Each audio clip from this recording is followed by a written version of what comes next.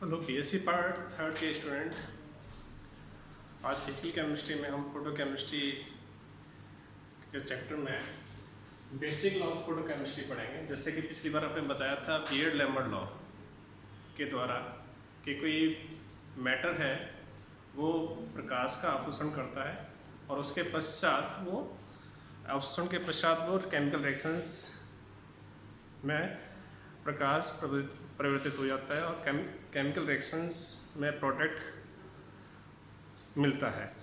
तो इस तरह की जो फोटोकेमिकल रिएक्शंस हैं उनमें कुछ लॉ जो हैं दिए गए हैं, उनके द्वारा हम एक्सप्लेन करेंगे। एक तो है नंबर 1 ग्रोथस-ड्रेफल्ड लॉ। ये जो लॉ है इसमें जब हम किसी एक प्रकाश को या रेडिएशंस को हम पास आउट करते हैं किसी मैटर में से, तो कुछ प्रकाश को अवशोषित कर लेता है ताकि वो ट्रांसमिटेड कर देता है। माना कि I0 यहाँ पे इंटेंसिटी ऑफ इंसिडेंट लाइट है, IT is the transmitted light and IA is the absorbed light. तो ये एब्जॉर्ब्ड जो लाइट है वो इस मैटर में से हम पास करते हैं तो वो फोटोकेमिस्ट्री या फोटोकेमिकल रिएक्शंस प्रोड्यूस होती है। तो इसमें से जो IA अवशोषित होता है वो ही कारक है किसी अभिक्रिया के संपन्न होने के लिए। तो इस तरह का जो नियम दिया था ये ग्रोथस-ड्रेफल्ड ने दिया था 1817-1842 में, दोनों ने मिलकर के। और ये जो नियम है ये क्वालिटेटिव नियम है। दूसरा जो नियम दिया है वो स्ट्राक-आइंस्टाइन नियम है और ये जो लॉ दिया था 1908 से 1913 के बीच में। जैसे कि हम जानते हैं 1901 में प्लांक्स ने थ्योरी दी थी और प्लांक्स ने बताया था कि रेडिएशंस जो होती हैं वो डुअल नेचर रखती है, वेव के साथ साथ वो पार्टिकल फॉर्म में होता है। और प्लांक्स ने ही बताया था कि किसी भी जो रेडिएशन है उसकी जो एनर्जी होती है वो हम किसके द्वारा मेजर करते हैं, E=h²। और यहाँ पे जो एनर्जी है वो पैकेट के फॉर्म में है, ना कि वेव के फॉर्म में। ये सबसे पहले क्रांतिकारी जो घटना बताई थी जो कि प्लांक्स ने दी थी। इसी के आधार पर आइंस्टाइन और स्टार्क ने मिलकर के इस फोटोकेमिकल रिएक्शंस के लिए ये नियम प्रतिपादित किया। इसके नियम के अनुसार कि यहाँ पर फोटोन है वो मैटर के मॉलिक्यूल्स उसको एब्जॉर्ब कर लेते हैं और एक्साइटेड स्टेट में पहुँच जाते हैं।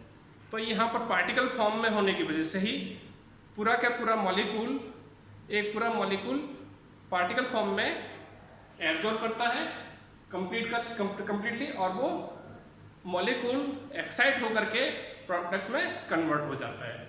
तो ये यदि हम यहाँ पर 1 मोल के लिए 1 मोल रिएक्टेंट ले, उसको प्रोडक्ट के 1 मोल में कन्वर्ट करने के लिए यहाँ पे जितने फोटॉन्स की जरूरत पड़ेगी वो कितनी होगी, एवोगैड्रो नंबर के बराबर।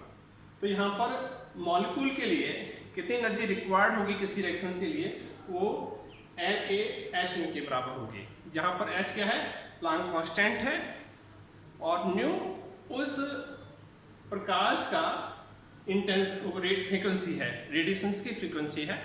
और इस तरह से जो रेडिएशंस जो है जो कि फोटोन के रूप में है वो जाकर के प्रोडक्ट में परिवर्तित होती है। तो ये एक बहुत ही स्टार्क-आइंस्टाइन का जो लॉ है वो क्वांटम मैकेनिक्स पर आधारित है, क्योंकि जो फोटोन है उनको हम क्वांटा भी कहते हैं और इसके आधार पर मॉलिक्यूल रेडिएशंस को एब्जॉर्ब करता है, फोटोन को एब्जॉर्ब करता है और उसके पश्चात वो प्रोडक्ट में परिवर्तित हो जाता है। तो इस तरह से हम इसके आधार पर इजीली फोटोकेमिकल जो प्रोसेस होते हैं उनको हम इजीली एक्सप्लेन कर सकते हैं। जैसे कि फास्फोरेसेंस है, फ्लोरोसेंस है, इसी तरह से क्वांटम यील्ड है जो कि कितनी मात्रा रिएक्टेंट से प्रोडक्ट में बदलती है वो क्वांटम यील्ड कहलाती है फोटोकेमिस्ट्री में, और उसको हम व्याख्या या इजीली हम एक्सप्लेन कर सकते हैं इस सिद्धांत के आधार पर। तो ये एक नया सिद्धांत है और इसके आधार पर ही हम समझेंगे।